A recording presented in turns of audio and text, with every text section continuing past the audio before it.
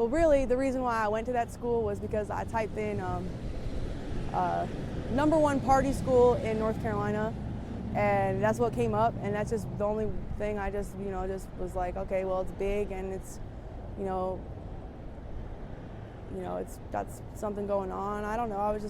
That's just what I chose to do at the time, I guess, when I was young, 18.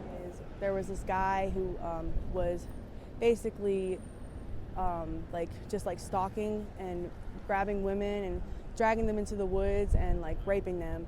And he was stalking me for like a couple weeks, and I didn't know that until later on. But he had ended up dragging me into the woods right outside of Loso out there. Shout out Loso. And it was just like a really scary experience. Like, I luckily at that point was saved at some point, like by somebody who had seen what was happening, because we were outside of a very popular bar that had happened. Like, he grabbed me from behind, so I couldn't put up a good fight. And I mean, like, I didn't need this. All right, we're here in Charlotte, North Carolina, and I'm here with Morgan. Morgan. Yeah. Okay, how are you doing today, Morgan? I'm okay. Today's a good day. It's a good day to be alive. Yeah. That's just. All right. So, are you homeless? Yes, I am. People become homeless in different types of ways. So, and everybody has a different story. So, I'm here to get your story. So, we can start off with your early life. Where are you from? Well, I've moved around a lot. I'm originally from Canada, actually. I'm from Toronto. I have a dual citizenship. That's actually one of the most interesting facts about me. I feel like, oh my God, can we start over? Hold on. I'm sorry, I just had to get a feel of what you was gonna ask, and now I'm ready to start over. I feel like, let's just do it, or we could cut and restart. Yeah, okay, see, there you go. Okay. I don't think I've ever been interviewed before like this, so I'm trying to get into just being like myself, but it feels weird for some reason. This is a conversation. Just try to ignore the camera. That's all. Yeah, for sure. Okay. Right, so I can ask again. Where are you from? All right. I'm from. I'm originally from New York. That's where I've spent most of my life. That's where I grew up, and then I moved down here after I had graduated high school. But in between that, I had been in Pennsylvania for a while, in Florida. But I've been here for about 4 years in Charlotte, North Carolina. Okay.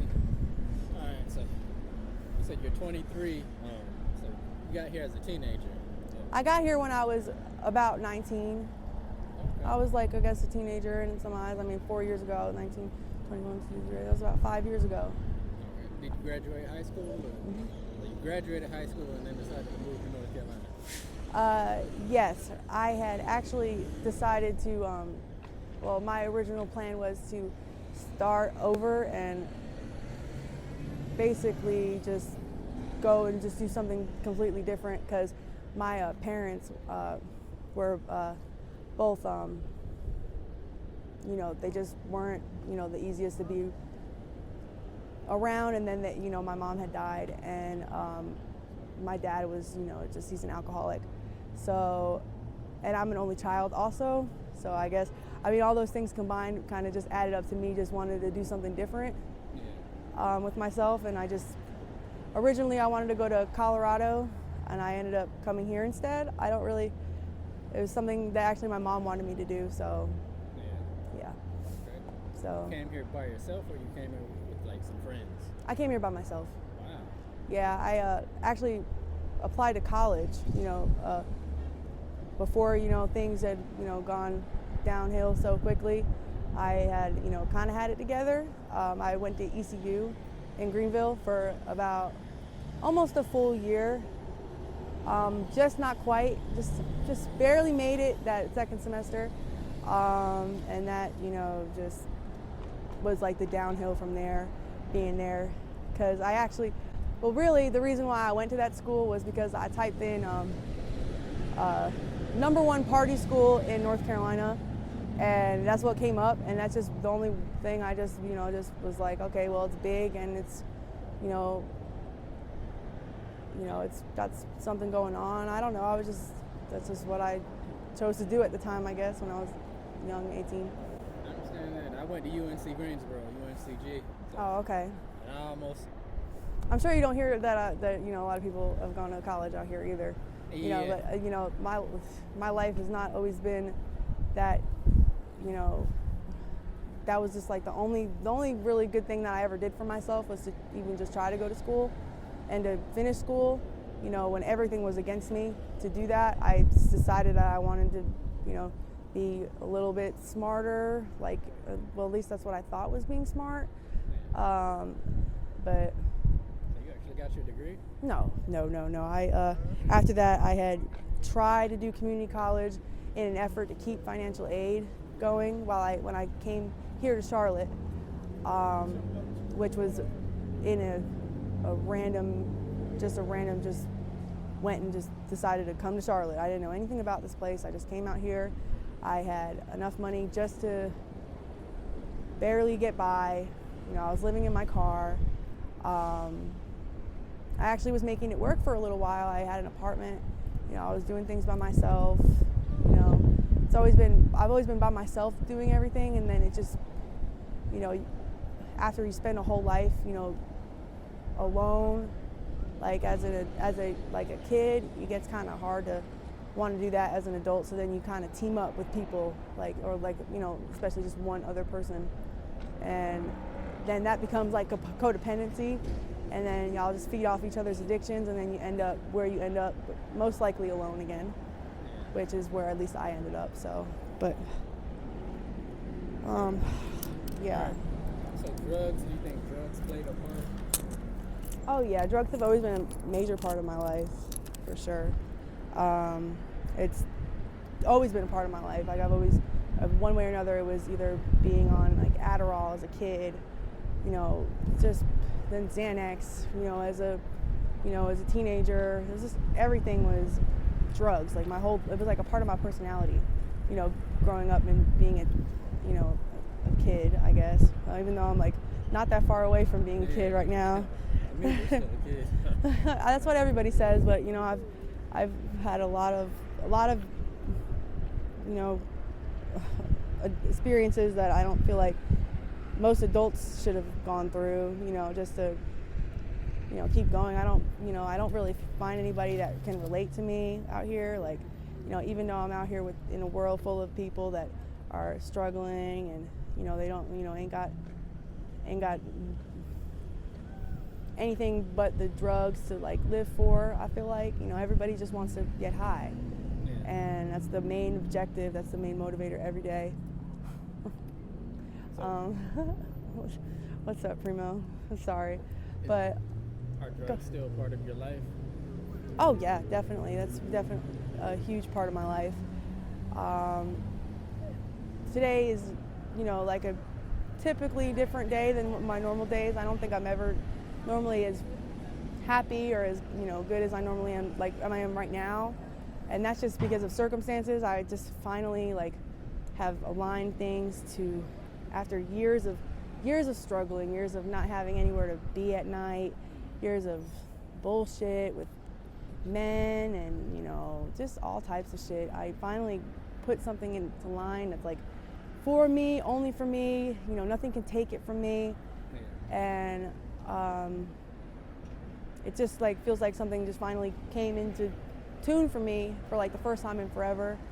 So I'm like really glad that, you know, I'm able to experience that after so much pain. Finally, you know, came up to something. Like life threw me a bone this last week, and it's been like a hard couple days of like navigating that in life. I don't know if that makes any sense. You know. That's positive changes. Yeah, and you know, but I just want to hold on to those, and I don't want to lose them because it's just been such a long time since I felt like there's been anything positive. But you know, that's, you know, can always be taken from me, and that's what it always seems to happen, is that everything's always taken from me. Yeah. Out here. That's one thing that, you know, that you can get with, when it comes hand in hand with drug addiction, is losing everything. You lose everything in all different ways that you never even thought of before. all kinds of different aspects of loss, just people are just taking, or you just lose it yourself. It's just all kinds of loss. You just lose everything and everybody. You lose a sense of yourself out here. Like when you don't have anywhere to go, when you don't have anyone to call, that shit can get really hard, for real. It does get hard when you don't have anybody to support you. Like, oh, when you don't have any money at all, send you $5-10 to make up the rest for the room, or just get something to eat. Like, you never know where that's going to come from when you don't have somebody that's backing you up. Like when you don't have family that's alive or there. I don't really have any family. That's one of my biggest problems. It's probably one of the reasons why I'm out here, is because I don't have any support system. Everybody, like, I guess when I say everybody, I mean like, my outside family, like a lot of early in my life deaths, like, both my grandmas, both my grandpas, everybody. It seems like I can probably list more of people who didn't die than did. And I didn't really get to know any of those people either. It was so young that everyone just started to die. I don't know, but Sorry to hear that. it's okay. It is what it is. You just got to keep going through it, So I have to ask, because if I don't ask this, people are going to ask, why didn't you ask this question? A lot of the females, they make money a certain way. Have you ever had to resort to making money, like selling your body or anything? That's been something that, is like the one thing that I've always tried to refrain from doing. There's something just about the whole idea of it that's just been not appealing to me. It's not, nothing is ever worth it. Like I've never been so down and out, and I've been down and out before, that I've been so down and out that I've resorted to, I've always heard that when you start selling your body, you will lose your soul. Like it eats away at your soul. And that's the truth. I really do believe that. I don't really even have to experience it to know. I just can see it through other women that I know out here, people that I've gotten to know, people that I've seen throughout the years. I just watch them deteriorate, as people. Yeah. I can believe that, because I look at you and I look at a lot of other women on the streets. You carry yourself in a different, like just talking to you and seeing how you move, you carry yourself in a different type of way. It seems like, so right. I can believe that. Yeah, I've got a little, I try not to be like everybody else either, and I don't really want to, I don't have any desire to fit into anything anymore. Like, I don't care if anybody likes me. Quite frankly, people probably don't like me, or they just don't like me because they hate that I am who I am, and that's just, I don't know. There's no reason to not like me. It's just that people just find reasons to dislike what they wish that they, I don't know. Like I don't know. I always seem to have problems with people, and those problems are always because of something about who I am and not like what I've done to them. Like people just are haters for real. And I walk alone, I stand alone, I'm out here alone. I was born alone, I'm gonna die alone, and that's just it. So I mean, you got to be okay with not being everybody's best friend, because ain't nobody out here is gonna do a damn thing for you, for real. Ain't nobody gonna do a fucking thing for you. If there's anything that I've learned, it's that nobody's gonna be there for you like you are for yourself. And even then, I still have a hard time being there for myself. I'm still trying to figure it out every day. I have two questions left. One is about the dangers of living on the streets as a female. Hey, I know it gets dangerous.